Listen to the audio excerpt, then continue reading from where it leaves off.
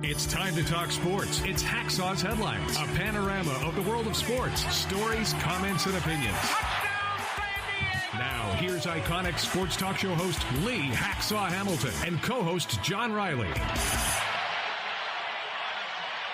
Who wants to talk sports on a Thursday? We do, you do. From the Dixieline Lumber and Home Center studios in San Diego, we welcome you to our Thursday podcast going towards the great sports weekend. Good afternoon, everyone. This is Lee Hacksaw Hamilton, along with my co-host broadcasting from left field, John Riley.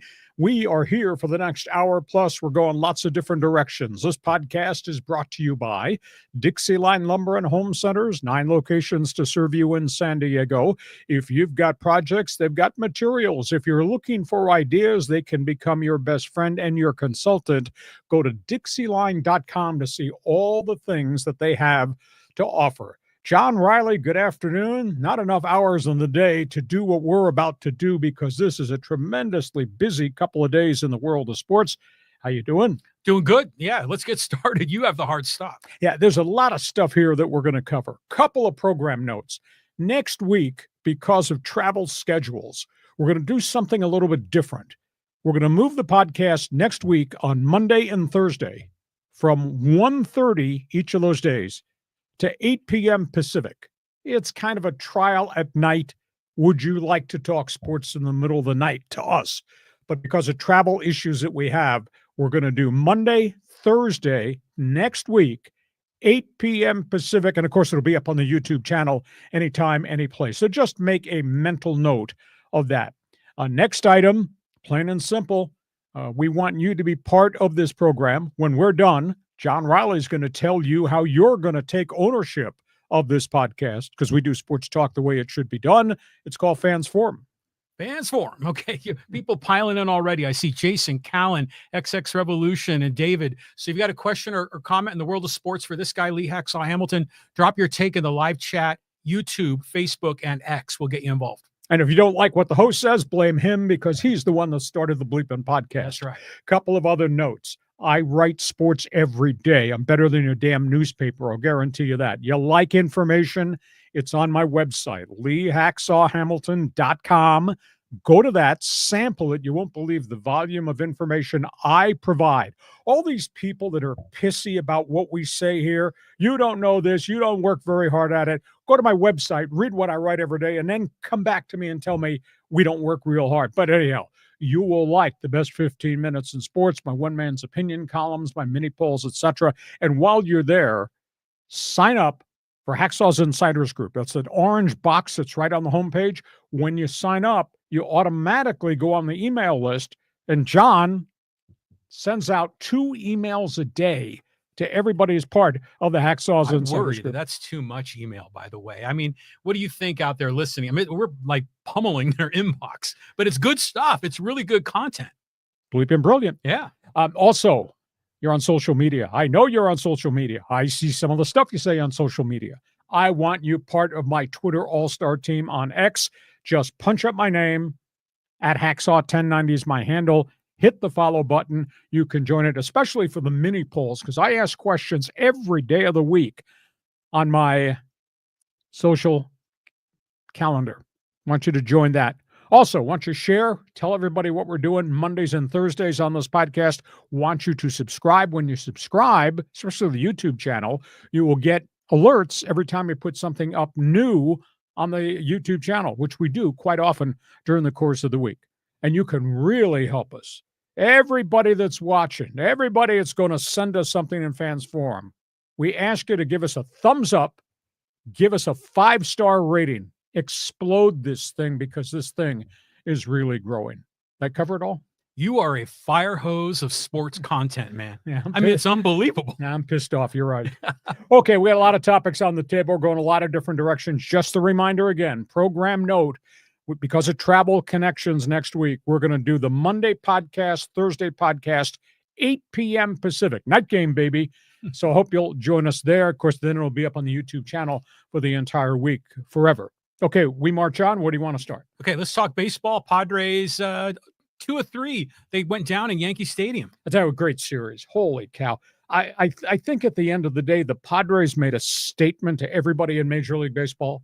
This good Padres team, that was the first place Yankees team. That was a pretty interesting seesaw back and forth, lots of home runs, lots of big plays defensively, 3-game series. Now, here's the issue. Padres started 9-1 on the season. Since that time, they're 14-12. They're playing just a shade above 500, but they've had a bunch of injuries, and now the Jackson Merrills and the Cronenworths of the world are back onto the roster. However, hold your breath, and I don't want to see you get red-faced. I'm kind of concerned about this Dylan Cease situation. He comes out with a forearm cramp. I don't care how they explain it away that, well, he felt okay when he got in the dugout, and then he did the diagnostics and the squeezing with the weights and everything, and he felt okay. Well, that doesn't necessarily mean very much because it's the day after he pitches when he had the problem, and the day after that when he tries to throw his first bullpen, how does he feel? So I don't think we're out of the woods at all. And what scares me is Dylan Cease is such a power pitcher guy, and they made some change to his mechanics, and his fastball and his slider were just vicious against the Yankees. Ask Aaron Judge, who fanned 3 times. I'm a little bit concerned about this cramp issue. So if he has to step away to rest it or get treatment on it, now you only got 2 legitimate starters in the rotation you think you can trust going forward. So we'll just have to keep an eye on the Dylan Cease situation. Obviously, Pivetta and Michael King have just been absolutely spectacular.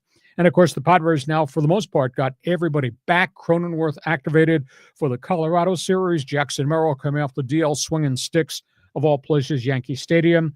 Padres send Luis Campusano. He goes back to AAA. He was hitting the hell out of the ball as a DH in El Paso, but he comes up here, does not have a hit in 10 at-bats. But what a great series. To me, statement series by the Padres. Now, John, we are into the month of May.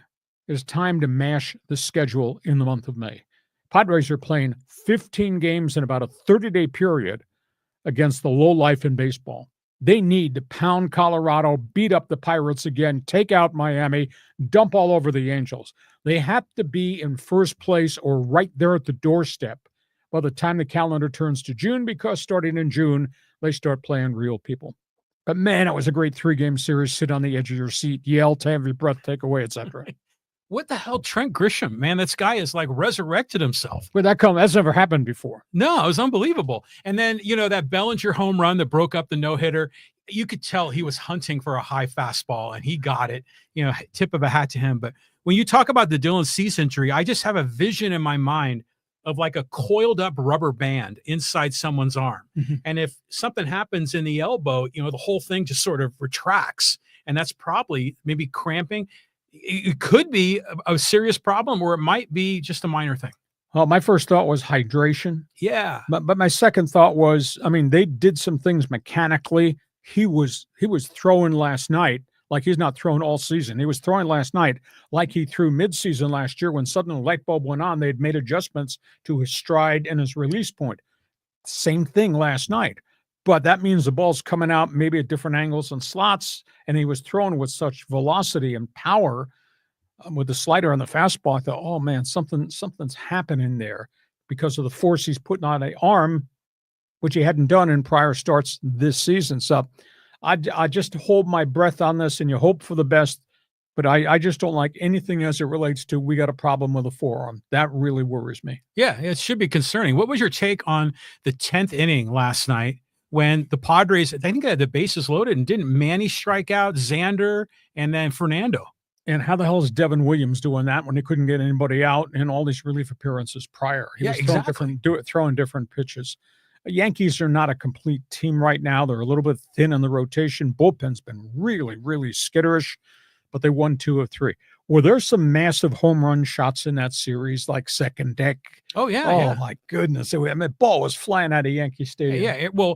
That home run that Aaron Judge got down the right field line, that was not that deep. No. And then later on in the game, Merrill hit a ball to deep center that was 50 feet further than Aaron Judge's home run. And Grisham was in the second upper deck. Yeah, Grisham's was out there. Manny had a home run in this series too, didn't he? And Bellinger. So, yeah, hit bombs at Yankee Stadium is a good deal. It was really cool. Okay, let's go from Padre baseball, Dodger baseball. Should I say this the Dodger way? Developing players, developing pitchers, doing it through the farm system. Then they, of course, have all the money to spend in the world the Dodger way. The Dodgers are still in first place. The Dodgers have 13 pitchers now on the disabled list right this moment. This is a Dodger team that won the World Series last year, John, and we talked extensively about this, with 9 surgeries.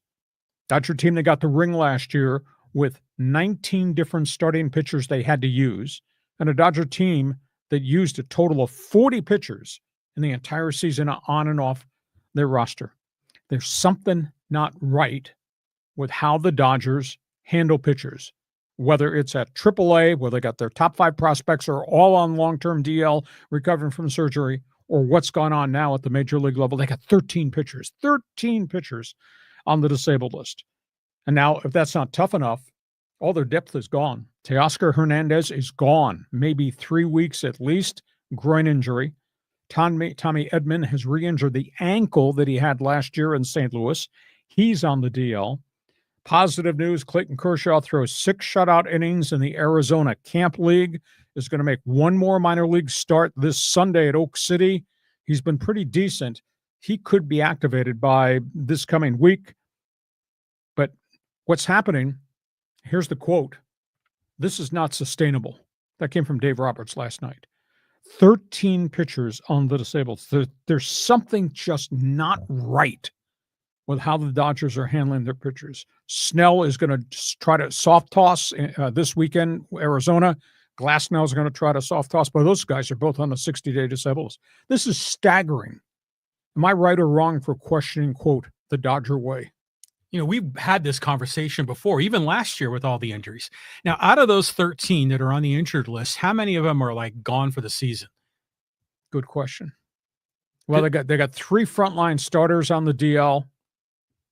A couple of them are on the 60, so they're not coming back immediately. Snell and Glasnow. Right. You got 3 relievers, all with the same injury, elbow, forearm, on DL. Trinan. Now they just put Evan Phillips back on today. So, I mean, they've got so many issues. The guys that are gone for the year are predominantly all the kids at AAA who got hurt. The River Ryans, the Emmett Sheehan's, and Michael Grove, Gavin Stone. So, I mean, they are staggering in terms of pitching numbers. They've had bullpen days 3 times already this season, the first 4 weeks of the season, because of lack of arms. Crazy. Well, they know how to win bullpen games. Yeah. But, did you see the comment? It was interesting. It was during the Dylan Cease home no-hitter attempt, and he got pulled in the game after he gave up the bomb to Bellinger. But people were saying, aha, Dave Roberts has pulled some of his pitchers in the middle of a no-hit bid when their pitch count got to be about 90 because he wanted to protect the pitcher. Sure. So what's your take on that? I mean, that's a good thing, if you're trying to be helpful to the health of your pitching staff. Well, Cease wasn't laboring. Cease's pitch count was not that high. Cease had a no-hitter till they gave up the Bellinger bomb. And 3 pitches after the Bellinger bomb, all of a sudden he had this cramp in his forearm. So he was not scuffling. If you had somebody in the 7th inning that was 105 pitches, I think I wouldn't go that far with a power pitcher, but I don't think pitch count was an issue with Cease. This just happened. But I do think they really need, as they evaluate, because they've made adjustments to his delivery again, and he was on target last night, fastball slider, but those are power pitches. They need to evaluate, did the adjustments they make put more stress on him, and all of a sudden now he's got this problem. Well, I hear you on all that, okay? And there's questions about Cease, but really my point is that Dave Roberts sometimes pulls his pitchers earlier than you would think. Especially if they're guys who've had surgical histories. Yeah. So in that case, you wonder, is it Dave Roberts and the way he, utilizes the bullpen? Is it something with Mark Pryor? Is it part of a pitching philosophy that goes deep into their organization? I mean, those are all fair questions. I think the last point you raised has to be reexamined. They said in the offseason, Andrew Friedman said, we are going to evaluate how we develop, how we handle, how we treat, how we bring along all these pitchers. Look at the number of guys on the disabled. What did you, and they're not detailing, quote, what they found. Well, you know what I found.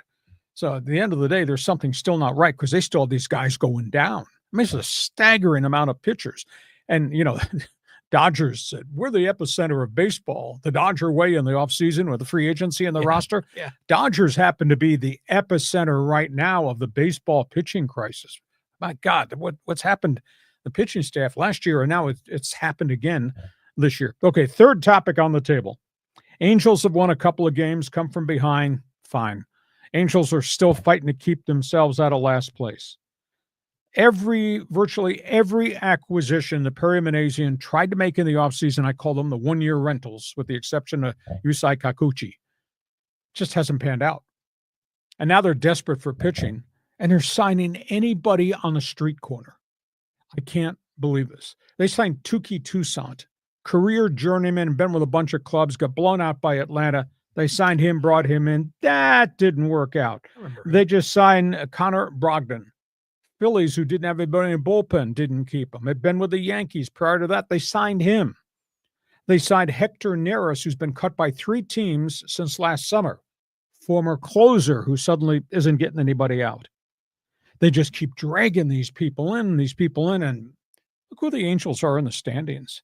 And they're wasting the greatest commodity they have. A, Mike Trout. B, fan support in a unique market, Orange County. Should I bring this up? There were pitchers out there they could have gone to get. Oh, yeah. Could have gone to meet with. Could have made an offer to get. If you had Trevor Bauer or Julio Urias, the ex-Dodgers, who've had problems off the field, you make a bid, you bring them in at your price because they need to resuscitate careers and credibility, maybe that makes you a better roster for at least right now, because right now this thing is just not competitive. They tried hard with Kikuchi, Kyle Hendricks, the Tim Andersons of the world, Kevin Newmans of the world, Soler. Nobody's accomplishing anything in Anaheim except going out, playing, and losing. And they're wasting Mike Trout's career away. I look at that, my heart aches for the people in Orange County. I look at that and say, what the hell is the game plan? What is the blueprint? Why you're running your franchise this way? Now, you can dump all over me. I'm sure they will. Oh, we don't want Trevor Bauer, bad citizen. You're gonna bring a wife beater, Julio Urias in. You need pitching. You go get pitching anywhere. And I maintain these are the rules, gentlemen. You're coming here for the veterans minimum. You pitch for us for 1 year, rebuild your credibility. That's good for you. You help us for 1 year. Maybe it becomes 2 or 3 years. John, I've said a lot. I can see the fans forum chat box is just going to explode. I'll duck under here so I don't get hit by shrapnel, but give me a response. You know, this is something they can't fix overnight. I mean, this is it's a deep problem. But weren't they talking to Blake Snell in the offseason, or were we saying that was a good idea for them? No, I think they tried, but they weren't going to go 5 years, 8 years, that kind of money for Blake Snell. Blake Snell, half a season pitcher. Well, I know, but at least there would have been an attempt. But doesn't Artie Moreno, hasn't he been burned so much? I think that's part of the thing, that gun shy. He's been gun shy, and then he wouldn't draft pitching. And then that 1 year he drafted all pitchers. 21 pitchers. None of them have gotten to the show and made an impact. So you know, it's all this like moving all over the place. You wonder, like you say, what's the strategy? What's the blueprint? Okay, fans forum chat box is open. Are you concerned about Dylan Cease? Secondly, should you be worried, concerned about the Dodger way? And does anybody have a solution to what's gone on at the Big A? We do sports talk the way it should be done. We give you stories, we express opinions, and then it's your chance to jump on board. Fans forum chat box is open. Next topic on the table, John. Yeah, NFL player deals. We got the Cowboys at the top of the list. Yeah, let's just talk about what's happened in the National Football League.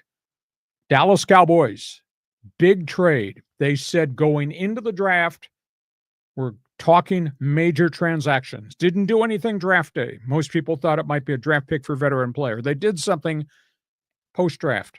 They got George Pickens, Pittsburgh Steelers, controversial wide receiver, comes to Dallas for a 3rd and 5th round pick.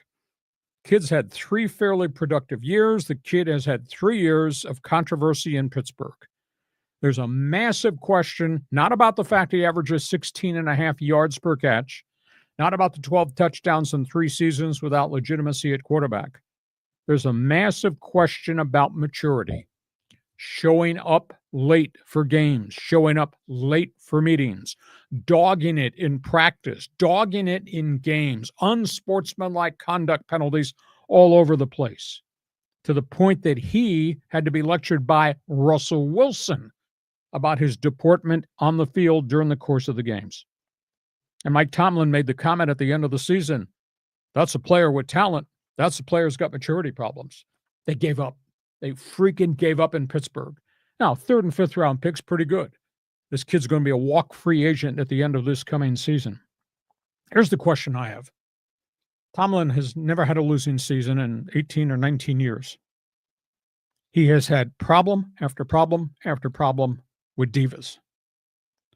Anybody that's playing in Pittsburgh or going into Pittsburgh, have you not learned any lessons at all about what's required of you to play, wear the Steeler colors, and play for that coach? Your name is Antonio Brown. Your name is Le'Veon Bell. Your name is Deontay Johnson. Your name is Chase Claypool. Now your name is George Pickens. All these guys were talented, acted like jerks, and at the end of the day, left. And by the way, has anybody done anything with their careers from that collection after they left? Antonio Brown, no, out of football. Le'Veon Bell, total failure with the Jets and other places, out of football. UFC right now, thank you. Chase Claypool has been waived a couple different times. At one point, Deontay Johnson, hot young wide receiver, is making $13 million. He just signed a minimum wage, non-guaranteed contract to go to the quarterback-less Cleveland Browns. Does anybody learn anything from what Tomlin demands versus how they act and what happens to you if you leave? Just absolutely stunning story. Jacksonville, another diva. This guy had a couple of good years in Buffalo. Bills said, done. Gabe Davis went to Jacksonville, signed a multi-year contract after the Bills let him go. I thought pretty good receiver because he did great things with Josh Allen. Gets released after 1 year. Jaguars were so impressed with him, they're going to take a $20 million cap hit to get his ass off the roster. Gabe Davis out of football. We've been talking about quarterback carousel. 5 guys in the quarterback room in Cleveland. Yeah. Big story this morning. Joe Flacco may ask out. If they're not going to give him snaps in the OTAs, he may ask out, go back on the open market, and just wait and see what happens. Because now the rumblings are they're going to give the football to Kenny Pickett, who didn't get it done completely in Pittsburgh, obviously was not part of the Philadelphia Eagles equation. And they would then let Shedeur Sanders and Dylan Gabriel compete for 2 and 3. So is Flacco going to step aside? And do you dare open a season with 2 kids who've never played a snap in anger in the NFL to be your 2nd and 3rd quarterback? Keep an eye on that. Denver Broncos, they see something. Didn't happen in Atlanta, didn't happen with the Raiders. Desmond Ridder, former starting quarterback in Atlanta, and then bit pieces with the Raiders, is in Denver right now and might get signed to a contract. And then you got Pittsburgh. Great quote, anonymous quote from somebody within the Steeler organization to the Pittsburgh Post-Gazette, a.k.a. Aaron Rodgers. Trying to figure out, this is the quote, trying to figure out Aaron Rodgers is trying to understand how A1 works. AI. I keep saying A1. That's a steak sauce. AR equals AI. That's what the Steeler quote, executive or scout or coach, somebody said, can't figure out Aaron Rodgers because we can't figure out AI either. Absolutely amazing story there. And you got the Rams. You know, the ones that have been to the Super Bowl. Yeah. The ones that built the stadium. The ones that tell Spanos, where's my rent check every month? Right. The ones that don't kind of own the market. Rams marketing themselves on the islands.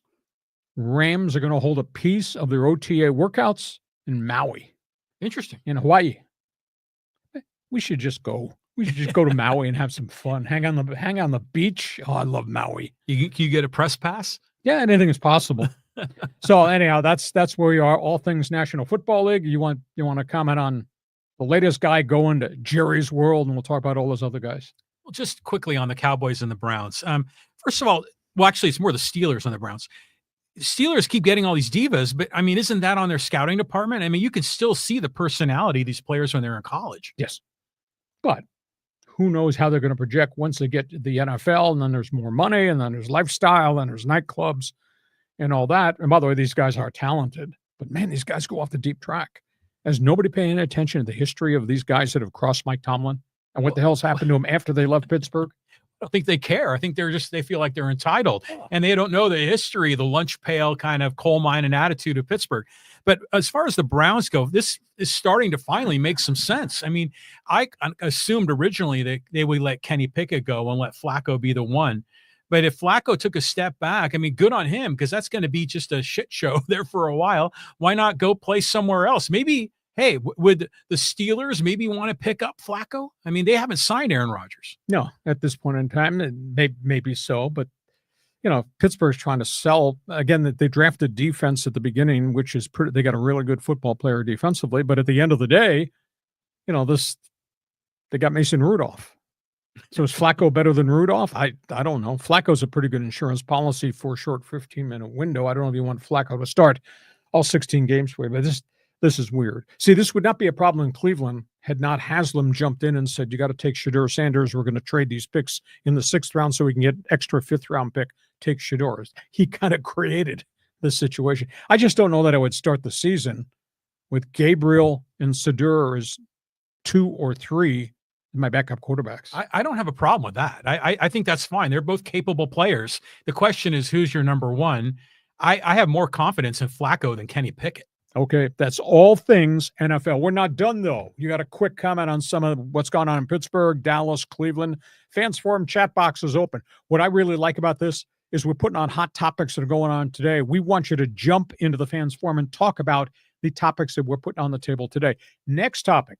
Yeah, we're going to talk about the Chargers jigsaw puzzle roster. That's how I viewed it. Those are my words. If you don't like it, tough crap. That's what I think about the Charger roster right now. Monday's going to be cool.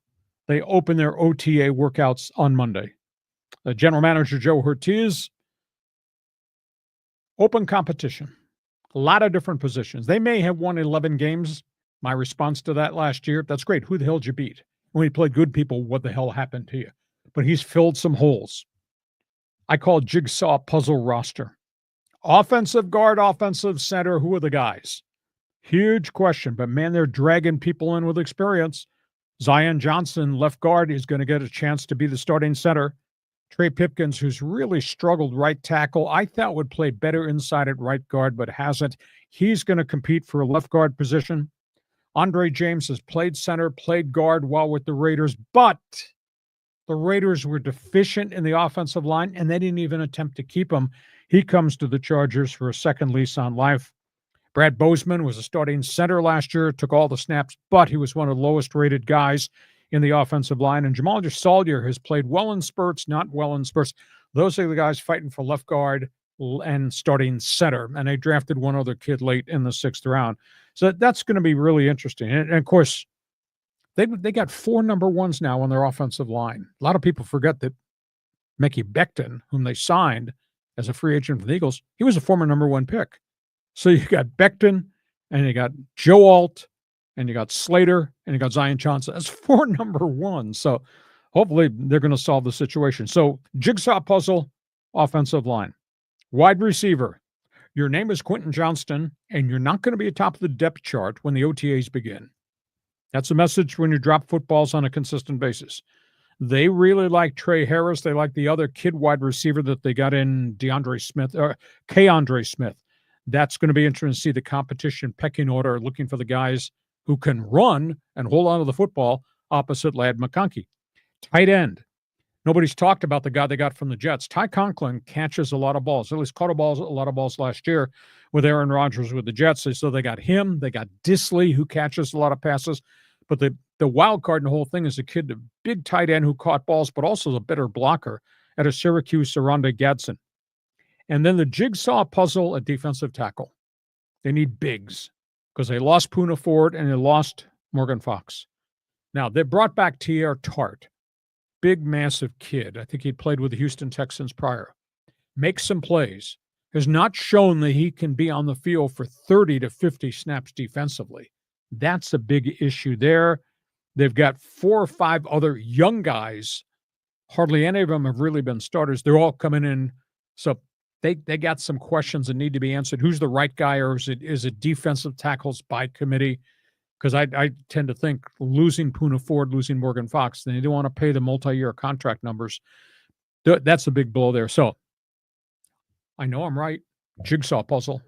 Left guard, center, wide receiver, tight end, D tackle. Go ahead, John. They have a lot of options at every one of those spots, so if they can kind of shuffle the deck and make it work, but they have a chance to be successful here. Yeah. If you have the same problems in the offensive front, yeah. I mean, they got 2 running backs, right? Right. We like those running backs. Right. Your same offensive line that couldn't run block and couldn't pass protect last year, those same guys are back outside of Mekhi Becton. That was my next question to you is 4 first-round draft picks on an offensive line. I love that strategy from a drafting perspective. Why is it not working? Well, Alt was really young, but Alt graded out. I thought Joe Alt really graded out well. But Zion Johnson took a real step back at left guard, and I was really stunned that he didn't play consistently. And Bozeman was a plug-in, and Bozeman was one of the lowest-rated pass protect run block guys, and just they re-signed him. I was kind of surprised they re-signed him because they could always re-release him on just a 1-year deal. So it's going to be fun going forward. They got lots of names. They got lots of numbers. They got guys got to prove themselves. All right. Well, show up, man. Make it happen. Show me your lightning bolt, Charger fan. Jump on board into the Fans Forum chat box. We want to hear what you got to say. Last topic on the table before we get to halftime involves, guess who? Shedeur Sanders. I mean, you got some new updates on him? Let's just talk for a second. He's shown up in Cleveland. He's been there about a week. He's met with the coaches. He's obviously doing weight stuff on his own. Their OTAs beginning. Shedeur Sanders just walked in the front door with the bling. And unfortunately, the videographer and all that was told to stay outside. You're not allowed in the facility, in the locker room, or anything like that. This is not the University of Colorado.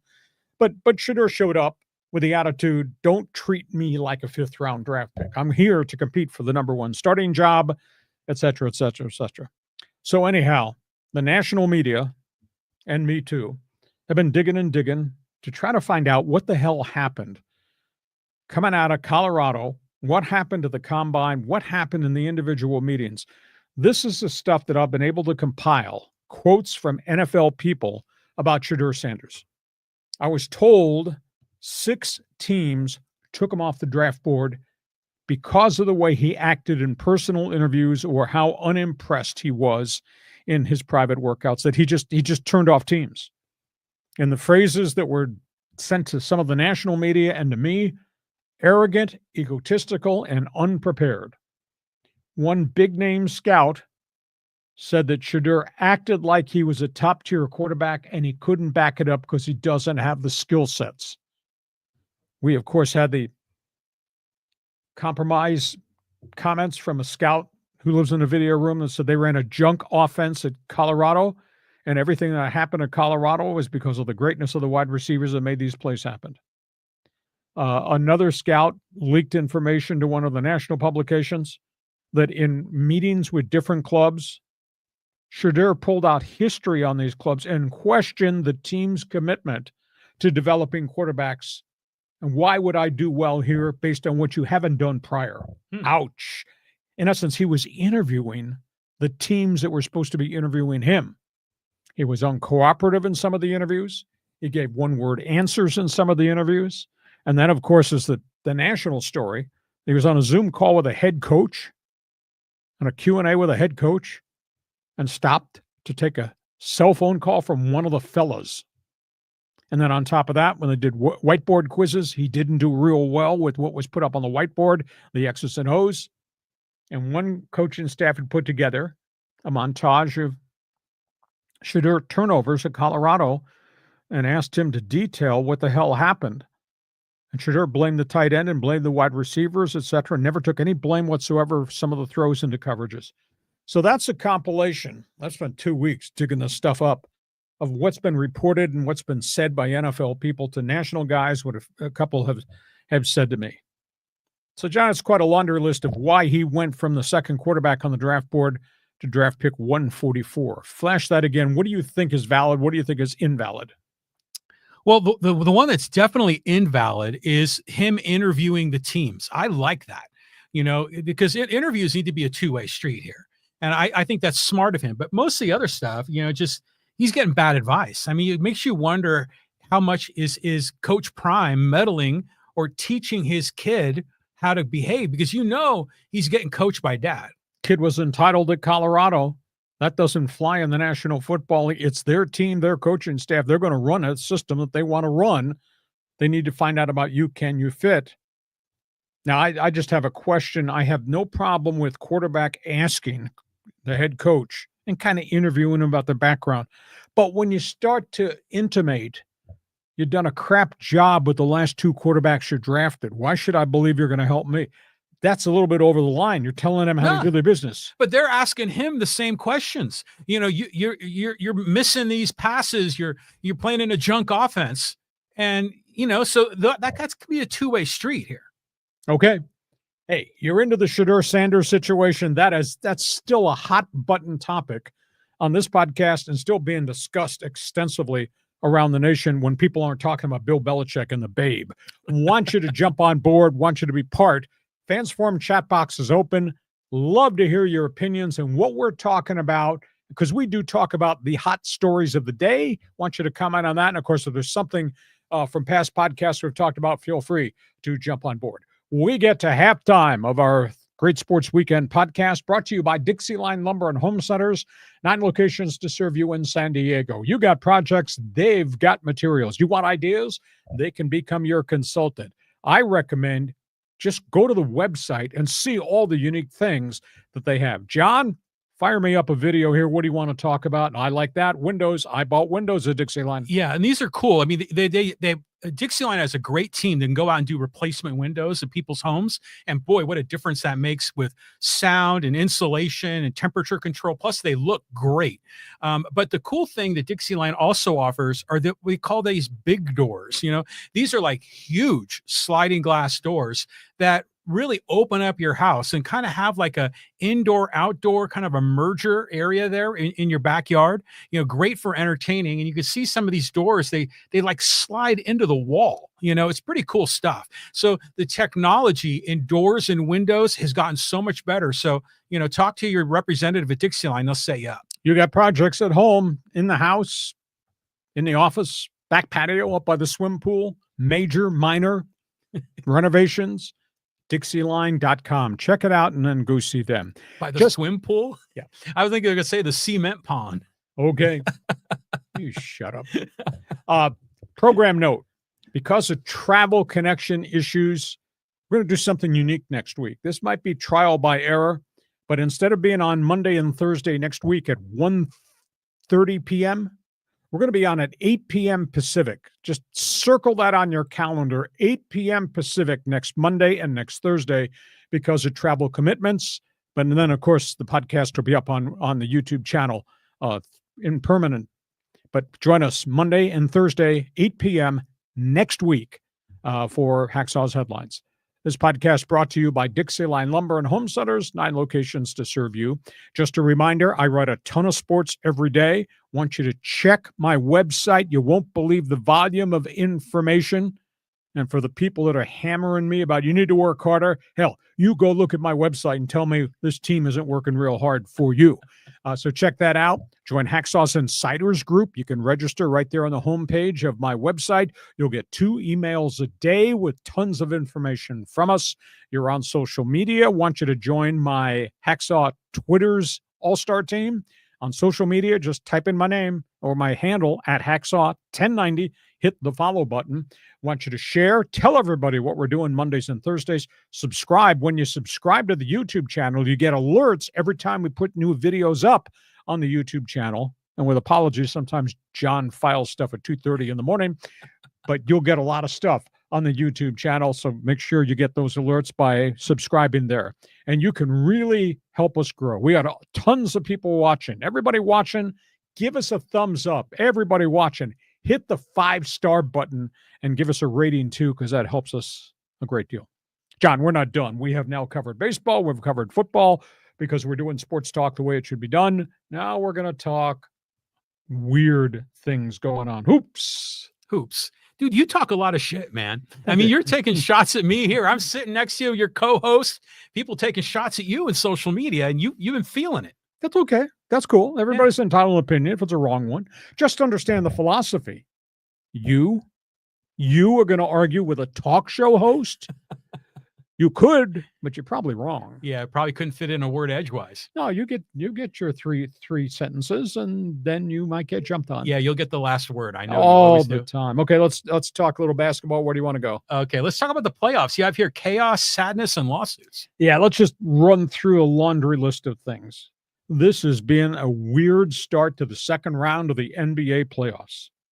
Could you have ever imagined the defending champion Boston Celtics, with a ring on their finger, losing back-to-back games at home to the New York Knicks? It's amazing. Knicks are very erratic, can be explosive. Boston has played so poorly. Boston has blown 20-point leads 2 games in a row at home. And now they got to go to Madison Square Garden and take on these guys. Boston, 15 for 60 on 3-point shots in one game, 10 for 40 on 3-point shots in another game. Now, in defense of the Celtics, Jason Tatum has a wrist injury and is not playing very well. And Kristaps Porzingis, who sometimes is in the lineup and plays well, and a bunch of time is out with nagging injuries and illness. Porzingis has hardly played at all. He's got a viral infection. They can't figure it out. Boston is down. The champions are down 2-0 to the Knickerbockers. And then you got Denver, Oklahoma City. Denver goes into Oak City and shocks them in the first game. Joker goes off. They have 42 and 22 in the first game. Amazing. Oak City comes back. 149 points last night. They killed them. They stomped them. They had 87 points at halftime, Oklahoma City did. So that series is tied 1-1. Now that sucker goes back to Denver. Oak City's got to continue this momentum. Golden State, without Steph Curry, who got hurt, they go into Minnesota and they tell the Timberwolves, you want to foul us? No problem. We got as many freaking tough guys as you. You know, Draymond Green goes crazy. Scored 18 points. Hitting threes. Yeah, hitting threes and taking cheap shots and making free throws. And so Golden State won the first playoff game in Minnesota. Steph Curry got hurt, and he is out. He's out for 2 weeks. Now, it may not be an easy series. They play Minnesota in game 2. And then you got Cleveland. Cleveland won 64 games this season. Coach of the year, Kenny Atkinson. And then they got guys hurt. Holy cow, they got so many guys hurt. They got 3 starters ailing. Donovan Mitchell has stood on his head, scored 48 the other night, and they lost. Cleveland lost 2 home games to Indiana. Now they got to go to Indianapolis to play the Pacers, down 2-0. So, I mean, this has just been absolutely amazing what we've seen transpire in the second round of the NBA playoffs. And then you add on to that, if you made a checklist of crazy stuff, what I just told you, and then you make a checklist of Miami losing by 55 at home, get knocked out of the playoffs. And that game last night, I mean, Denver, at one point, Denver was down 63 points. 63 points in a playoff game. Yeah, it was nuts. So that's one set of storylines in the National Basketball Association.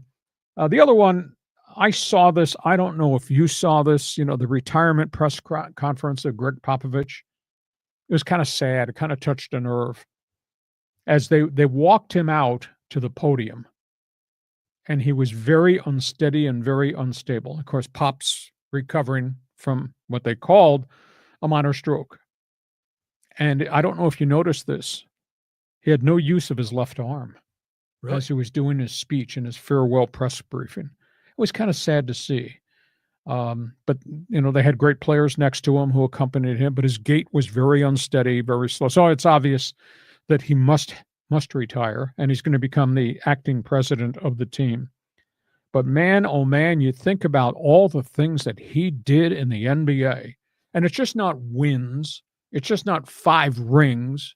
It's not David Robinson, Tim Duncan, Victor Wembanyama, but he was an advocate for developing international scouting. We had talked prior about all those guys they got from France and Argentina and Spain. And he was an advocate for sports science and health. He was an advocate, even though he had to pay fines to the league office. He was the first one to ever practice load management. And he told David Stern and they told Adam Silver, you're not telling me who to play. I know my players. My most important thing is get my players healthy to postseason play.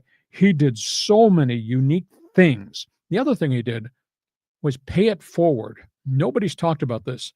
His coaching tree of great people that were his assistants, were administrators, who went other places to be head coaches or other places to be general managers, it's a pretty big list of people. So it touched a nerve when I saw a piece of the press conference and I saw that he was very unsteady walking and he did not have use of his left arm. So the stroke was much more significant, but history were right. Hell of a guy. So we got all that to talk about too. And the third thing is, this is really bad. Los Angeles Times breaking the story yesterday. Byron Scott, legendary guard, former coach, broadcaster, sued sexual assault a 15-year-old girl back in 1987. He was making an appearance at a high school in Los Angeles and got involved with a girl. He says he thought she was 18. She was only 15. There was sexual misconduct, etc. I guess what I don't understand, police were never involved. There was never a charge. And now, 38 years later, this woman has filed a lawsuit for the sexual misconduct against Byron Scott. I just kind of find that one really, really strange. John, go ahead. Talk playoffs. Do you want to talk about Pops? Do you want to talk about this Lakers story? Well, first of all, the playoffs, yeah, it was crazy, that score in that Denver game with OKC last night. I mean, they just exploded. 87 points first half. Yeah, I mean, like, unbelievable. But there's been so many games. I mean, that game, Cleveland against the Pacers, and Tyrese Halliburton hit that three at the end. Yeah. I mean, that was a hell of a game. And then we saw that Aaron Gordon, shot at the buzzer beater against the Clippers. There's been a lot of really entertaining games this season, don't you think? Yeah, and TV ratings, at least for the playoffs, have rocketed up. TV ratings in the regular season weren't very good. Yeah. And as far as, Pop, everyone seems to love the guy, gets huge respect.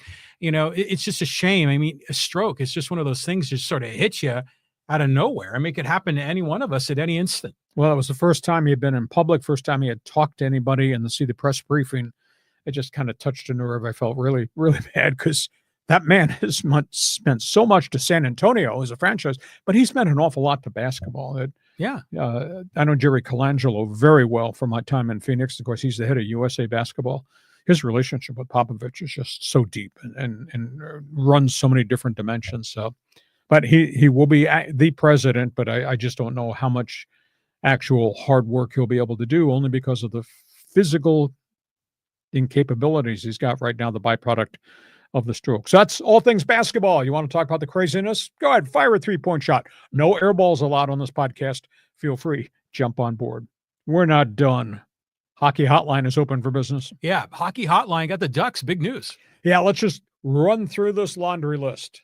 I think this is a hell of a hire. It comes with a piece of controversy stapled to it. The Ducks today hiring Joel Quenneville, 3-time Stanley Cup winning head coach, as the coach of the Ducks. This guy has over 900 career victories in the NHL, 3 Stanley Cup rings, unbelievable success, St. Louis Blues, greater success, 3 rings with the Chicago Blackhawks, then with the Florida Panthers. This guy is a teacher. This guy is a leader, and he inherits a really young roster of a lot of blue chip talent. So he will put his signature on all these young players, and we'll see if the Ducks make the next jump, because they've had a lot of bad seasons. Almost got to the playoffs this year before they ran out of gas with a kid roster. We'll see if they can make the next jump to become a playoff team. But I like this. His run in Chicago ended in great controversy. It led to a multi-year suspension by the NHL, not for anything he did wrong, but he did not follow up on the allegations that there might have been a sexual assault of an assistant coach to a young hockey player. He was in the midst of the playoffs. He got terminated. The general manager got terminated. Player personnel director, who was aware of this, got terminated. They didn't do enough. Quenneville has kind of rebuilt his reputation. He's done a lot of stuff with sexually abused children while he was away from the National Hockey League. I just think right coach, right set of circumstances, Anaheim Ducks. Toronto Maple Leafs were in the middle of the playoffs. They were the Florida Panthers 2-0. When you play the Florida Panthers in the playoffs, it's like a freaking rock fight. Florida is so big, so physical, and full of cheap shot artists. And they knocked the Leafs goaltender Anthony Stolarz, the former San Diego Gull, the starter, out of the game. I don't understand the National Hockey League and how erratic their security department is. When guys commit blows to the head, there should be immediate sanctions. I don't give a damn if you're in the playoffs or it's the third game of the season. Stolarz got shotted by Sam Bennett in the back of the head in the crease while he was going down. Concussion. He's not back. No discipline whatsoever. I just don't understand that. LA Kings. We don't know the truth. We talked extensively about Rob Blake being removed as general manager, the aftermath of another first-round playoff failure. Luc Robitaille is the one that made the announcement. I've had one set of NHL people tell me the ownership, led by the Anschutz family, is the one that demanded the ouster of the general manager. Robitaille has indicated that he takes responsibility for whatever decision was made, but he also indicated it was mutual with him and Blake. Another set of people on the other street corner told me Blake did not like being a general manager any longer. He's a very private person, almost to the point of being reclusive, and he was very frustrated. And at the point Blake decided he was going to step aside. He did not want to go farther. The wear and tear on a general manager and the stress they put themselves through, because I built this roster, and the pressure to win and be in the playoffs, and they just don't win a playoff series 5 times in Blake's 8 years. So we don't quite know what's fact, what's fiction, as to whether Anschutz pushed him, Robitaille made the decision, or Blake said, I'm stepping away. I just don't want to go through this any longer. We're not quite sure what the true story is there. Really bad story out of hockey. The Team Canada logo, I call this the London 5 trial. In 2018, the World Championship Canada team, that's all young players under 21, were in a tournament in London, Ontario, and there was an incident in a bar involving one of their players and a woman that he picked up. And they went to a hotel and they had relations.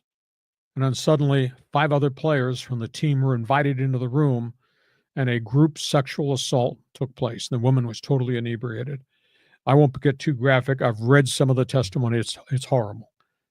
These guys, including Carter Kelly, Philadelphia Flyers goaltender, who didn't play this past year while awaiting for this trial to begin, they're facing 10 years in prison each for this group sex assault. It's a really steamy sexual depravity story. Just terrible. And one final note, National Hockey League All-Star Game coming to the UBS Arena, the new New York Islanders home out on Long Island next year. It's not going to be an All-Star Game. Gary Bettman won't announce specific details. I've been told they're going to create a 1-game series that'll have Team North America, USA, Canada, against Team World, kind of an offshoot of the Four Nations tournament. That's kind of cool. Now, they haven't finalized what the specifics are, but the players who are going to be at the All-Star game, a large segment of them will get on a plane after the All-Star festivities on Long Island and will go immediately to Italy for the Winter Olympics. But this is cool. They're going to have something like Team North America versus Team Globe or Team World. So, John, all things NHL, go ahead. Fire a slap shot. Okay, let's go back to the Ducks hiring of Joel Quenneville. So is he been generally a good citizen except for this one incident? Yes. Press conference was going on as we started the podcast today. Otherwise, I would have been part of that. But he was directed to seek counseling and education about sexual abuse, sexual misconduct with minors. And that's what this is all about. He was a coach of the Blackhawks in the middle of the playoffs. One of their minor leaguers who had been called up just to practice was sexually abused by a video assistant coach. Years and years went by. Kyle Beach filed a big lawsuit against the Blackhawks, won the lawsuit. They went through the investigation. They found out that the general manager, Stan Bowman, was made aware of it. The player personnel director was made aware of it. Nobody did anything in the immediacy of when they were made aware of it. Quenneville was made aware. He was in the middle of the NHL playoffs. And somebody said, well, it's being handled by people upstairs. It was never ever handled. It was shoved to the corner.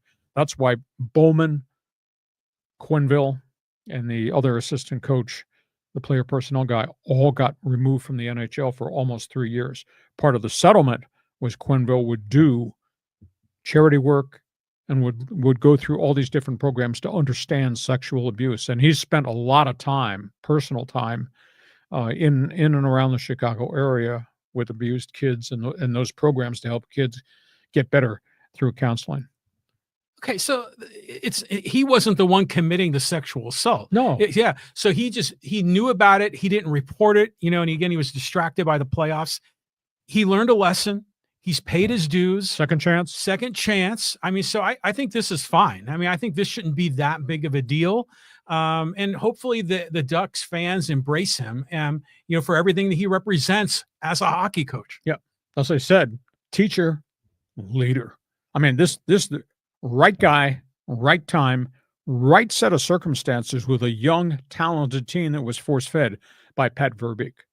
You want to comment on any of the other teams here?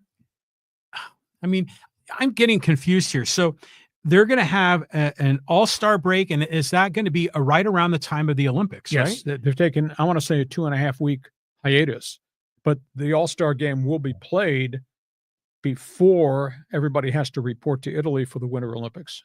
See, this is going to be good, but not great, because I think the players in NHL for the all-star game, they're not representing their nation. They're just representing their continent or whatever it is.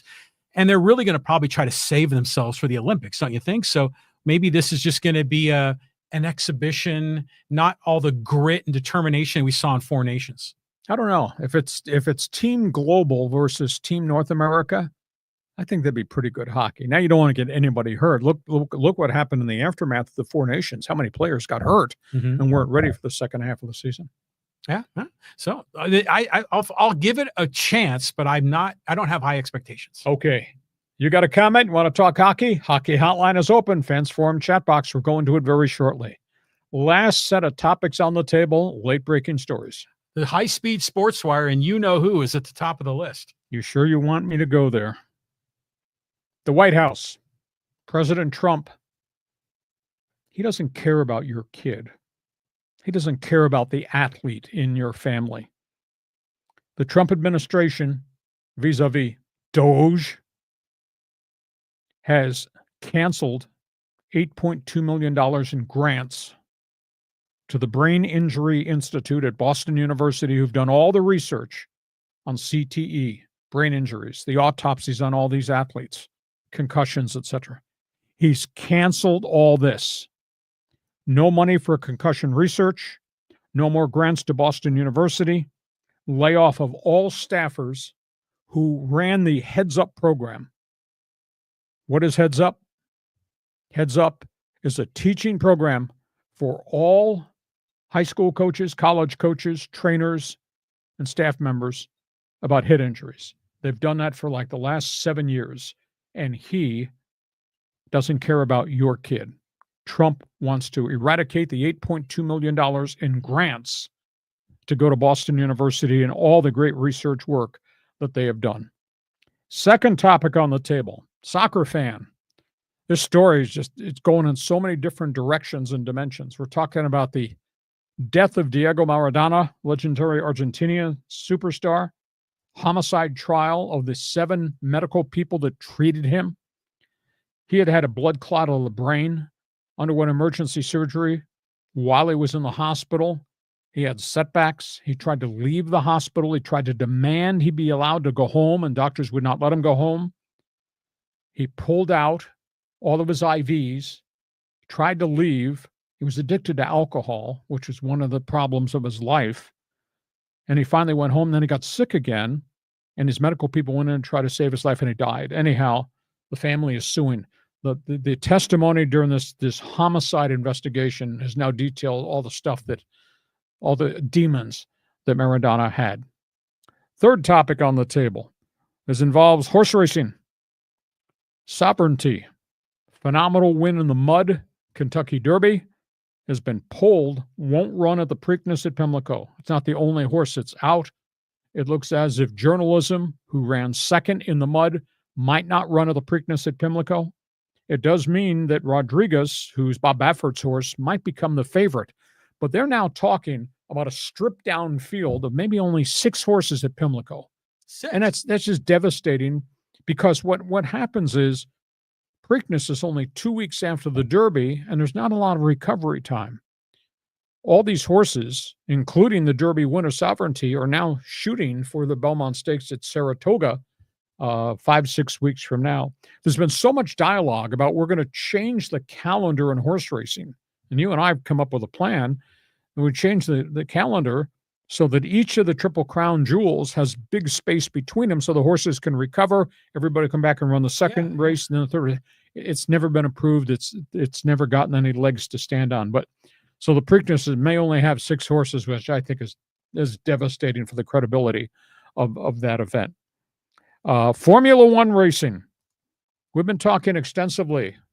F1, Michael Andretti's attempt, Cadillac F1 team. They're down to a final 4 of who they're going to hire for 2026 when they launch the Cadillac F1 team. They want to hire an American, and they want to hire an international driver. Hottest names, Colton Herta. That's one guy. Next hot name, Pato O'Ward out of Mexico. He might be hired. Third one is veteran F1 driver Sergio Perez, who does not have a ride. And the fourth one just came out of nowhere yesterday. Kyle Larson, hot young driver NASCAR, is talking about wanting the chance to run a full F1 schedule. And this young guy is brilliant. He's run NASCAR in 1. He ran IndyCar for 2 years. He's going to run it again at the end of this month. And he's already had some practices with specific teams just to get a feel for what F1 is.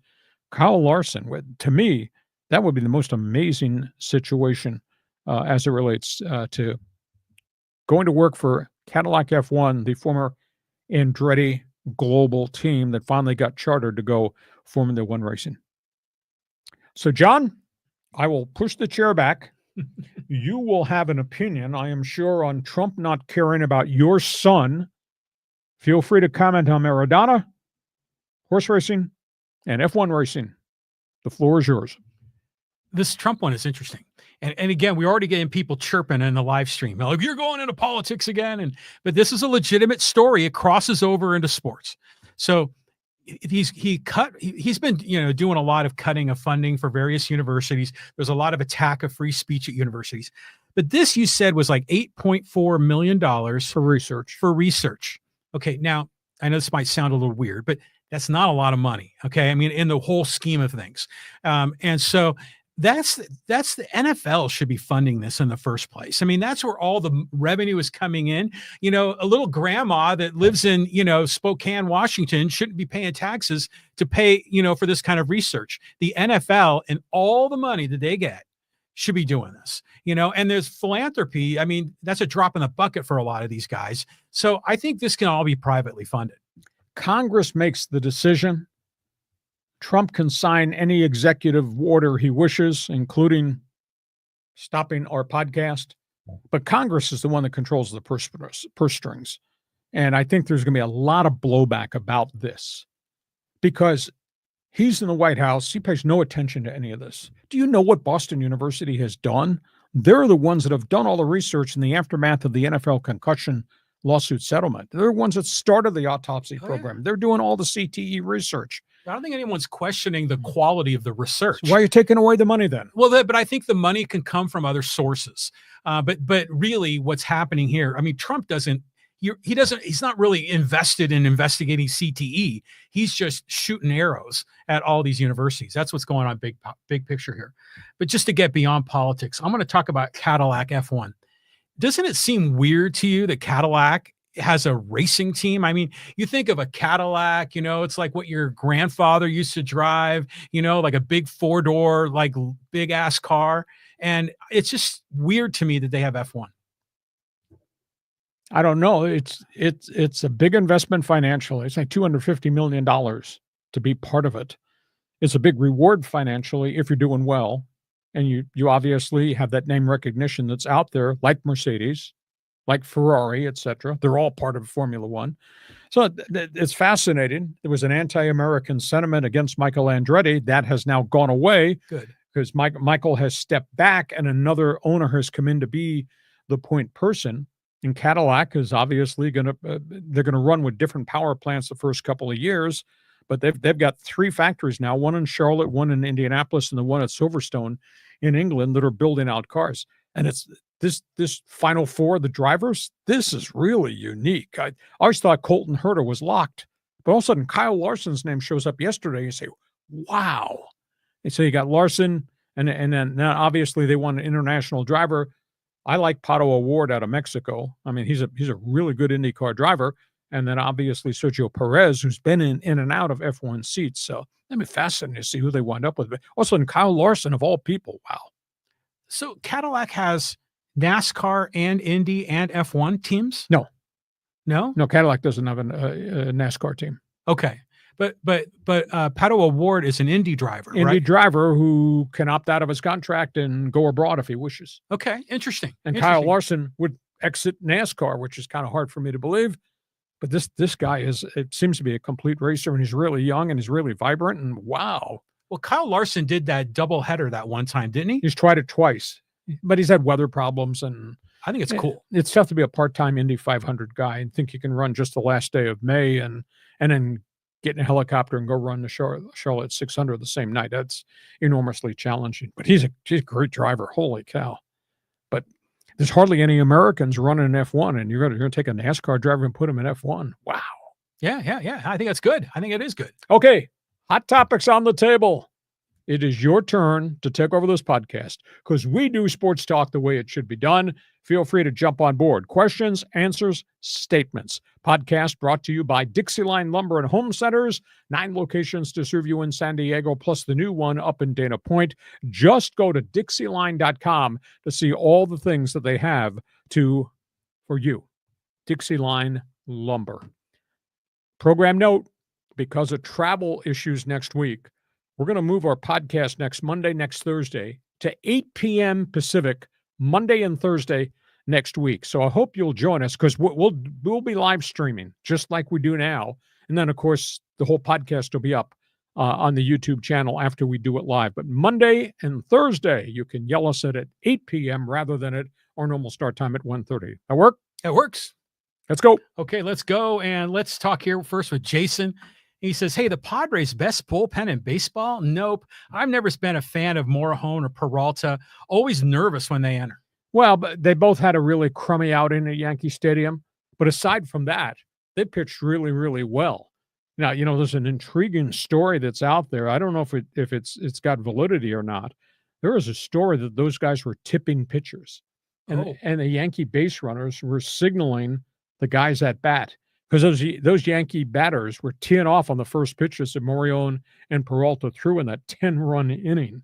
So maybe they were tipping pitches. And there have been 2 other pitchers on the Padres that there was a stretch with Michael King and one with Pivetta that they might have been tipping pitches too. So that's why I got video coaches. They got to study all this. Does he display how he holds the ball in a stretch a certain way? Can somebody see that? Or do they need to change up the signals? Even though they've got the pitch comm, there's something not right because the Yankees, I saw some video that seemed like the Yankee runner at second base was doing this or this or this on the base paths, which meant maybe somebody was stealing signs. But before you go melt down, stealing signs is part of baseball. It's kind of like stealing a base. Don't get antagonized. Yeah, it's part of the gamesmanship of the sport. And yeah, it was the hat. It was like they were pulling on their jersey. And I don't have a problem with it per se. It's not like the Houston Astros with that elaborate scheme and the garbage can and everything else. But it's true that they have been, looking at those pitches. I know Ruben Niebla came out there and kind of helped out Pivetta to tell him to cloak hit the way he was holding the ball. But to Jason's point here, I think Morahone is legit. I mean, I really do. I mean, I think he's a really good pitcher. I wish they would work him back to be a starter. I think he has that ability. He's not as good as Suarez or Jason Adam or Estrada, although Adam had a rough go last night. But I agree with him. Wandy Peralta, he doesn't strike confidence. And didn't they give him like a 3 or 4 year deal? 3-year deal, I think. Yeah, he's run hot and cold. And this is, I think, year 2 of that. So that deal, I think, is really not panned out. I wouldn't say that those guys are real problem people. They're just the front of the group of closers, but they've had more good outings than bad outings. So, Jason, I'm not going to jump on board and say these guys can't pitch. Guys, now you can't ask them to pitch every day. And, you know, they got battered that one time in a 10-run inning. But other aside from that, I think overall they've done very well. John, go ahead. Okay, let's keep moving. We'll go here to David. He says, the Father, the Son, and the Bears. Oh, this is great. Should I say this? Okay. I mean, I don't want to offend anybody, but well, what the hell? I've offended people already today. We're always offending people. Great day for those of us of Catholic heritage. Obviously, they named the Pope Pope Leo XIV, first American Pope ever in the history of Catholicism. It was just absolutely phenomenal story. And I watched the ceremonies where he was introduced in the Vatican. And I mean, they had cameras everywhere for the massive turnout of Vatican City. And then they went to different cities around the globe where Catholicism was 1.4 billion people. And then I kept asking a question. He's a young Pope. He's 69, which is kind of young for the position. And he might have been handpicked by Francis because he was a protege of the late Pope Francis. And I found out he was from Chicago. So the burning question is not what he's going to do in the Vatican, is due to Cubs or a White Sox fan. Well, I mean, is he going to be hating on Green Bay? I think that's the other question too. So interesting story with an American getting that job. But boy, the pomp and circumstance around all of that. It was like watching the coronation of King Charles in England. It kind of is. But the Pope, I mean, I know he's like the leader of the Catholic Church, but he's not like the Holy Roman Empire Pope. It's a different world now. Yeah, but it was fascinating to see, and the fact that he was an American first time ever. And I don't know how long the papacy goes back, but that goes back generations upon generations upon generations. St. Peter, that's the rock the church was built on. Okay, let's go here to Lenny. The best 15 minutes in sports radio. I agree with you on that. The correct term, Lenny, is bleeping brilliant. Thank you. Sports radio and a little bit of Trump and the Pope kind of mixed in.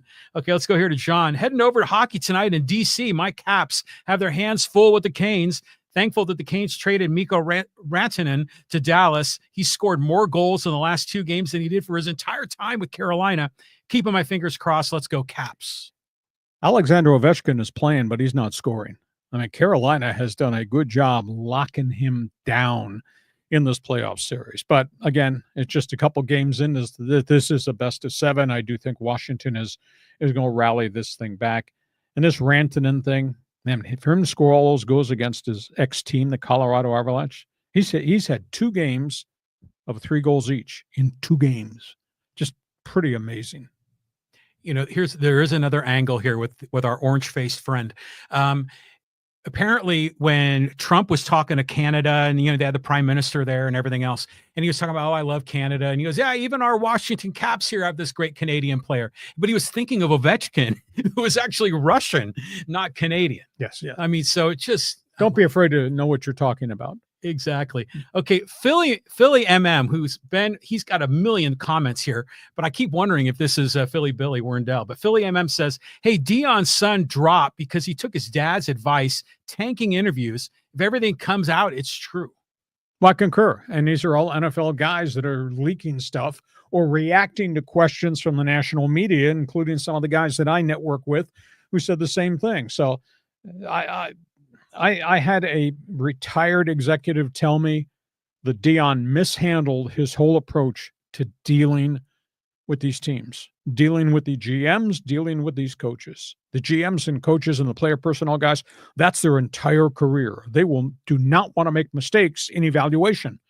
And for Shedeur Sanders to show up and act with indignation, or to show up and act like it's an honor that I'm allowing you to interview me. Phenomenal turnoff. And the fact that 6 teams took him off the board completely, that's pretty negative vibe. This all has to be calculated. I mean, this is just no normal human would conduct themselves this way. Unless somebody was entitled forever and ever, and that's the way Dion brought up the kid. Well, yeah, I mean, that's what I'm saying. I think there's a strategy to this because there's so much money on the line. I mean, why would you mess around and like insult potential employers unless you specifically did not want to go to that team? So you did all that and wiped away the ability to be a top quarterback, instead to get a 4-year, $4 million contract in which they can cut your ass as a 5th-round pick anytime. Not to say they're going to, but again, I had the one scout who lives in the video room tell me it's a junk offense they ran. He's not a complete player.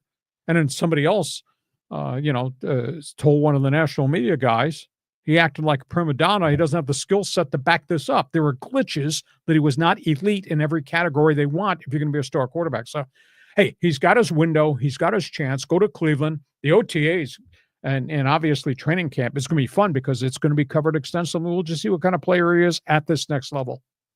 Yeah. I mean, but this whole draft is a crapshoot. I mean, you got these guys that full-time career, they just evaluate players and they still make nonsense picks. Oh, they still make mistakes because players don't pan out. They still make mistakes because guys break down, have injury history, etc. Or the game's too big for some guys to take the next level. See, but now you're sounding like Mel Kiper. No, I'm just telling you the truth. Yeah, these guys don't know how to evaluate picks. Okay, let's keep going here. Let's go to Callan. He goes, good afternoon, gents. What's your sentiment about the Joel Q hiring? I've been seeing a mixed bag. What say you? I like it. Did he learn something from his hiatus from the NHL? Yes. Did he do a lot in the communities in Chicago as it relates to child abuse? I was told he did. I mean, he sat out 3 years, and he's not a young guy. But boy, this is a track record, I think, of significance for him. And I wholeheartedly believe that's a pretty good acquisition because he will guide them based on his experience, and he inherits maybe the best young roster. Now, they're going to need to be able to go get the right type of veteran, fill-in free agent, plug-in guy. And Quenneville has got all those contacts too from having coached so long in the league. So I think from the Ducks perspective, I think this was a really good hire. Yeah, well, there's a comment here from Hector. He's same thing. Lee, regarding the Ducks hiring of Joe Paterno, Joel Quenneville, he has proven to be an excellent coach with young talent, but that has changed in the NHL, or what has changed in the NHL to allow him and Bowman to rejoin the league? They served their time. Bowman, to me, was the one that was more guilty than anything because that is the general manager. That is the man that has his fingerprints on everything. And again, this was a minor leaguer who was sexually violated by an assistant video coach. Now, you can say Quenneville, that coach was removed, but that was on Quenneville's staff. But the issue is Quenneville's in the middle of the playoffs, and they're playing every other night, and they're on planes and all that. And he didn't follow through the way he should have followed through. But the information went up the ladder, and it went to Stan Bowman. And that's why Bowman was the first one that was executed and removed, and why Bowman was out of the National Hockey League for 3 years before he just got hired in Edmonton. So Quenneville served. He served his time. Yeah, I don't know a lot of the detail here, but I'm willing to give him slack because if he, like you say, if he reported it up line, everyone in the organization knows you're in the playoffs and you can't be distracted. This is something for, the HR director, the lawyers, the president. But this went on for years and years. Nobody did anything till Kyle Beach filed a lawsuit. Well, see, yeah, that's negligence on the behalf of the organization. And the Blackhawks were fined, I want to say, $3 million. Yeah, I mean, that makes sense. But I think when Quenneville reports it up the line, and certainly there must have been some conversation even about it after those playoffs, within the first few weeks after it became known to them. I don't know what else you could imagine, because in any other company, if there's like a sexual assault crime of some sort, human resources. Yeah, the manager in charge of that employee is usually way down the pecking order. This is a much bigger issue. Okay, we move on. Quenneville paid his price. He's back in. I think it's a good hire. Okay, let's go here to Mr. Freeze. And he says, maybe Dodger pitchers have pressure to be good and to stay with the big club, and they want to win so bad that they overwork themselves. Well, the greatest, and that's a great point, Mr. Freeze, the greatest quote came from Walker Buehler, who had elbow surgery twice and has really impacted his career. Bounced back. He's never quite been the same dominant pitcher, but he is pitching pretty well right now. He's with the Red Sox. Although he's got another injury, he's got a shoulder situation at this point in time. Walker Buehler was asked, because there was an investigative story about all the injuries in pitching, and he was asked about it. He said, "We are taught to be max effort, regardless of what the pitches are. We are max effort. I want to be max effort so that I can help my team win. And if we win, I get a mega contract. If I get hurt, that's part of the business. We'll have surgery, we'll rehab, and then we'll come back." That's probably the theory of a lot of these pitchers that Walker Buehler kind of put into 3 sentences right there. Yeah, yeah. I mean, they're all going to throw velocity. That's the name of the game. That's what they're taught at the high school level, is to throw heat. They're taught, a lot of the other kinds of pitches, but it's just velocity. And in this case, I think that's true of any player. You want to go out there, you want to pitch, you want to impress. If you're in LA, it's glitter town, it's Hollywood. You want to be good and get the big payday too. Yeah, exactly. But the big issue is the Dodgers are the epicenter of baseball. That's their term. Now they're the epicenter of the pitching crisis. And the pitching earthquake. They got 13 pitchers on the disabled list right now in early May. As John and I did a research piece, I wrote a big column on my website.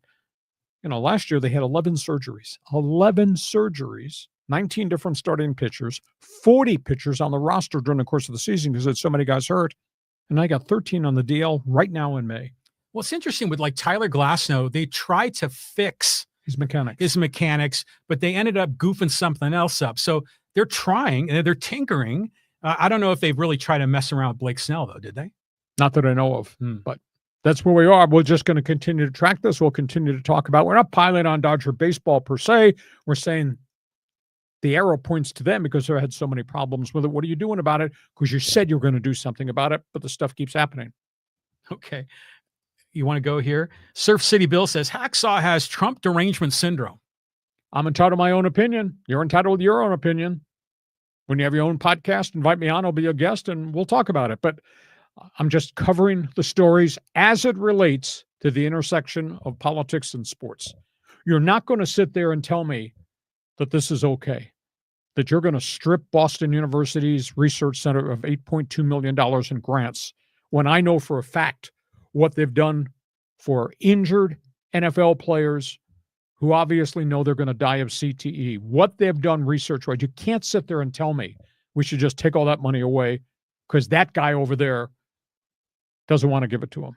Sorry, I'm going to argue to my death that you can't strip mine all this stuff to everybody, quote, just so you can say we cut the budget. I think it's unfair. Okay. I respect how you're coming at this. Seriously, I do. Because, when you bring sports politics into sports, it's going to tweak people out for sure. But these are like legitimate intersections. They're sports stories with Trump. And you've gotten a lot of pressure from a lot of Trump fans. It's okay. That are trying to shut you down and everything. Don't talk about politics in a sports Why podcast. Not? Well, yeah. Well, I mean, this is one man's opinion. And see, you're brave enough to keep talking about it, even though, we've lost some subscribers because of it. It's okay. It is okay. The flip side, the MAGA on that side, all wearing red hats, that's okay. Anybody on the left, any Democrats who are sports fans that would like to jump on my side? If these guys are going to throw rocks, is there anybody who want to come and stand on my side of the street and throw rocks back at them? Yes? No? Red versus blue. It's like Cincinnati against the LA Dodgers. All right, we move on. You have a hard stop coming here, don't you? You okay? Yeah, we're doing fine. We got a bit of a time commitment problem here. Go ahead, John. Okay, and and where was this comment here? Actually, you know what we're going to do? We're going to just quickly go out here to social media because there's some good ones in here. You should all be the judge whether they're good. Okay, and we'll go this one. And this is from Ready, Set, Go, talking about the hoodie. He goes, Lee is now the National Enquirer. You're making things up and embellishing minor facts, losing credibility. Listen to Gronk and Edelman's podcast. You must be jealous. Otherwise, why? I'm just quoting facts. Some of the information I presented is what came from Edelman and Gronkowski on their podcast. They're just kind of aghast that Belichick is doing this to himself or acting this way. or allowing her into his inner circle. And now the University of North Carolina has dove in here, and Belichick is going to hire a professional public relations person to help him with whatever is left from his tattered book review tour. So, but people, they don't want to hear the full story. They only want to hear what they think about Belichick, the hoodie, and the Bay. They don't want to know the other piece of the equation. Hey, we got to report all the facts. No, well, you can't not report on this story because it's so crazy. The whole thing is nuts.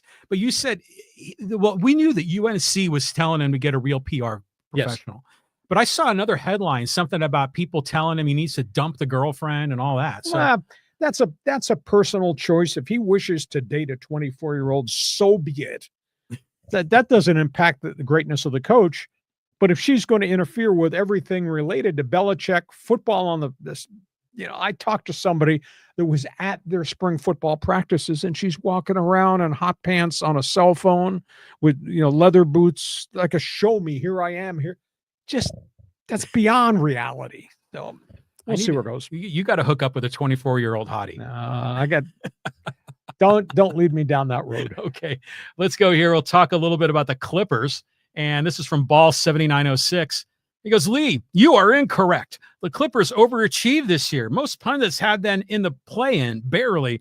Harden had an incredible season, was an all-star. He has a player option, but the Clippers are looking to extend him. He was in the top 5 in minutes played. They have a first-rounder. They're $14 million mid-level exception next year. They lost to the champs 2 years ago on the road in 7 games. The team is well-managed and coached. Nothing is wrong. And the only thing is, though, that Harden wants a multi-year extension at age 36, and his option is worth $36 million. When they needed him the most, he totally disappeared in 3 of the games. Are they a complete team? No.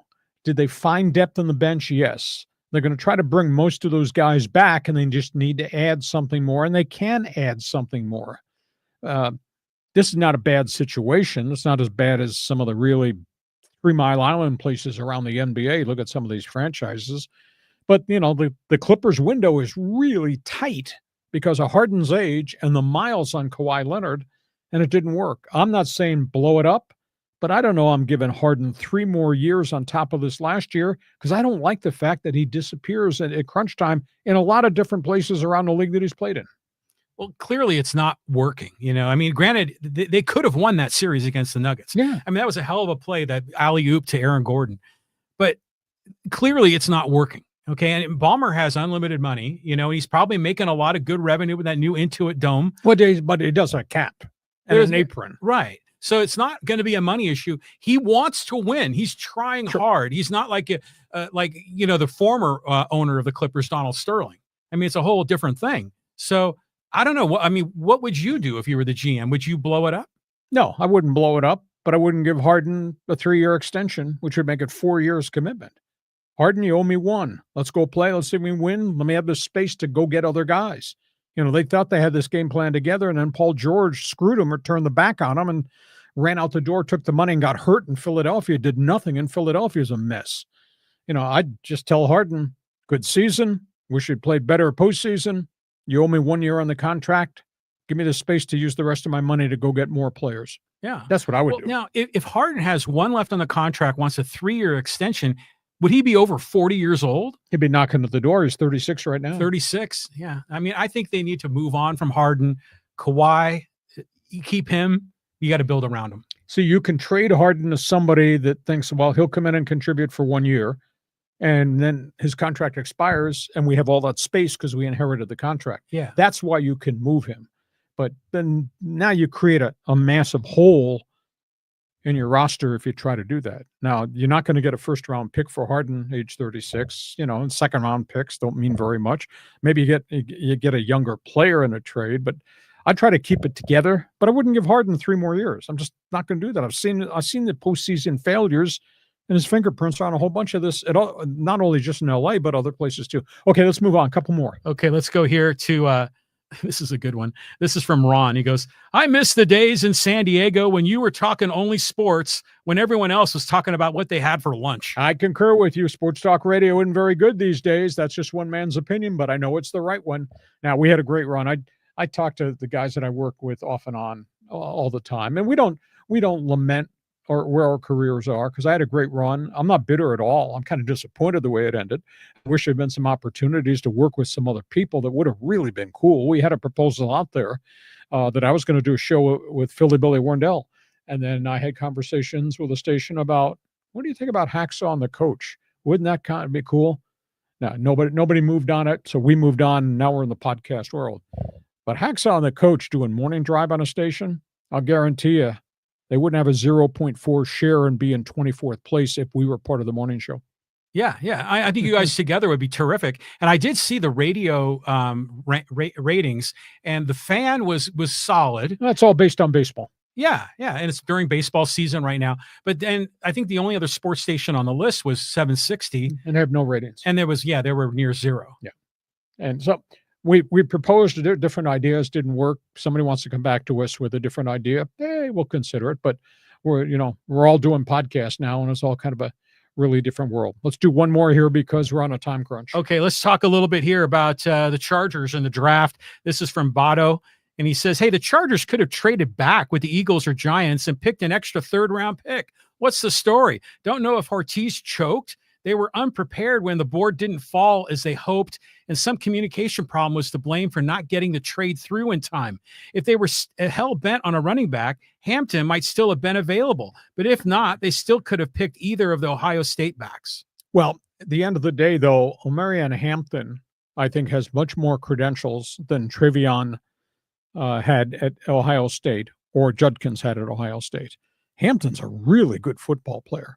Now, the one thing that he does not have is the burst of speed at the second level and the shiftiness that Ashton Jeanty has. Hampton is heavy-duty north-south. Jeanty is this, and very, very dangerous. I think they're both really good running backs. Did the board fall the way they wanted it to? No, because a whole pile of guys, including the receivers, were yanked off the board before they ever got to the 22nd pick. But that's a really good football player they got. So they solved the running back situation with Hampton. They think with the two kid receivers that they've brought in guys who can fly to run opposite of Ladd McConkey. So I think they had themselves a really good draft. But starting Monday, OTAs begin. It's a jigsaw puzzle, not a running back, but a jigsaw puzzle at left guard and center, jigsaw puzzle, I think, at the defensive tackle spot. But no, I wouldn't say the thing fell apart. I don't think they panicked.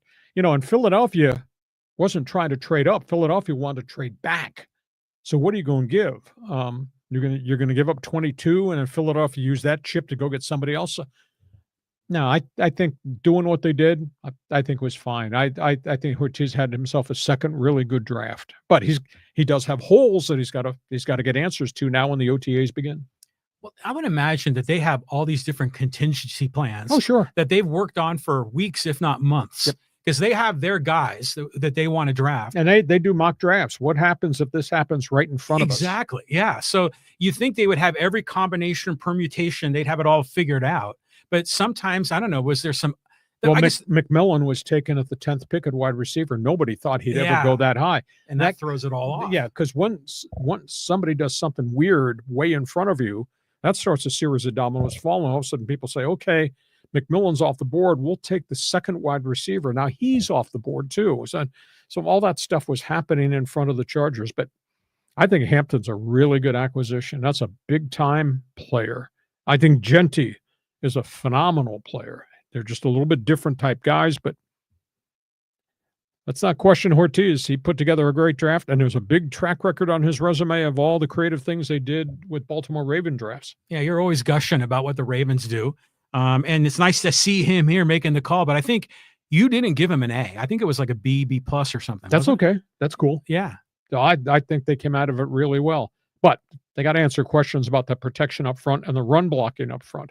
You can have Hampton and, you go with him and Najee Harris, but you got the same people blocking in front of him who didn't block in front of the backs last year. So what do you got? Have we solved all that problem? But that's what Monday is all about. It's going to be, I think training camp's really going to be fun. Hey, listen, we hope you have enjoyed what we're trying to bring your way today on this Thursday podcast. Just a reminder and a program note, because of travel conflicts next week, We're going to do a live stream Monday night at 8 p.m. Pacific and Thursday night at 8 p.m. Pacific. So we'll invite you to join us on live stream on Monday and Thursday. Same format, same topics on the table, et cetera, et cetera. We're going to be on the road, but want you to join us for that. And again, share, tell everybody who we are, what we're doing Mondays and Thursdays. Want you to subscribe, give us a thumbs up, give us a 5-star rating. It really helps us a great deal. John, take a deep breath. Enjoy your great sports weekend. We'll talk to you on the road come Monday at 8 p.m. On the road. Looking forward to it, Lee. This podcast brought to you by DIXIELINE Lumber. 9 locations to serve you in San Diego. Build it, fix it, guarantee you will enjoy it. Have yourself a great sports weekend. Thanks, as always, for being part of Hacksaw's Headlines. Join us again for Hacksaw's Headlines on YouTube, Facebook, and Twitter. And find the audio version on your favorite podcast app. Touchdown, San Diego! For more content, go to LeeHacksawHamilton.com.